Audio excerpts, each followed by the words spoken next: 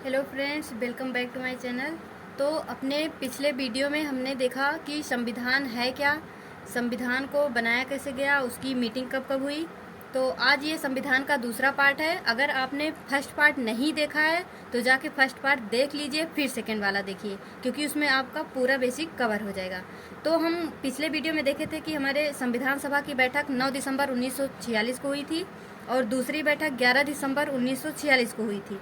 और फिर हमने बात किया था कि हमारी तीसरी बैठक 13 दिसंबर 1946 को हुई थी।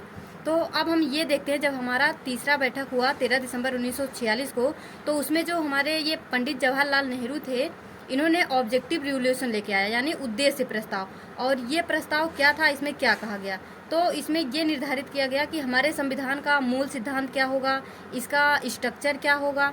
और इसमें ऑब्जेक्टिव रिवोल्यूशन ने भारत को एक संप्रभु गणराज्य, राज्य और क्षेत्रों के संघ के रूप में घोषित किया।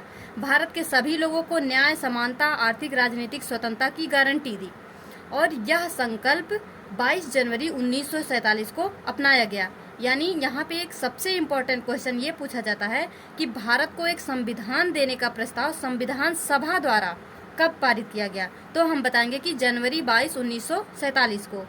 अब हम ये देखते हैं कि अब संविधान को चलाने के लिए, अब इतना बड़ा संविधान है तो उसको कोई एक सिंगल पर्सन नहीं चला सकता है।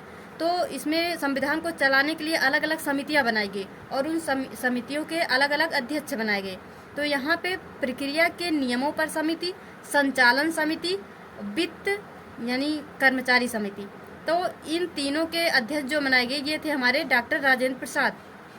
और केंद्रीय अधिकार समिति के अध्यक्ष जवाहरलाल नेहरू को बनाया गया। और केंद्रीय संविधान समिति, इसके भी अध्यक्ष जवाहरलाल नेहरू को बनाया गया।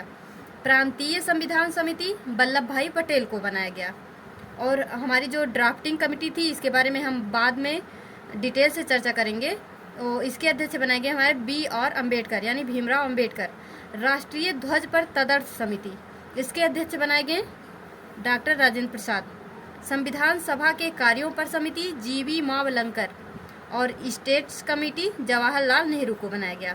अब फ्रेंड्स, यहाँ पे एक सबसे महत्वपूर्ण ये है कि advisory committee on fundamental rights, यानी हमारे जो मूलभूत अधिकार हैं, और माइनॉरिटी यानी अल्पसंख्यक जो हैं, और ट्राइबल एक्सक्लूड एरियाज यानी जो जहाँ पे आदिवासी लोग रहते हैं, इन सबको मिला के ये तीनों, यानी ये एडवाइजरी, फंडामेंटल राइट, माइनॉरिटी और ट्राइबल एक्सक्लूड एरिया, इसके अध्यक्ष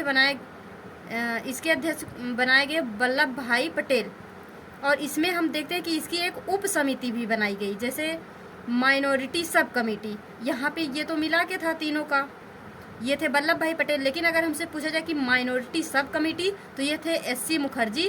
fundamental rights sub committee J.B. Kripalani. North east tribal areas जैसे Assam exclude area sub committee Gopinath Bardoloi को बनाया गया।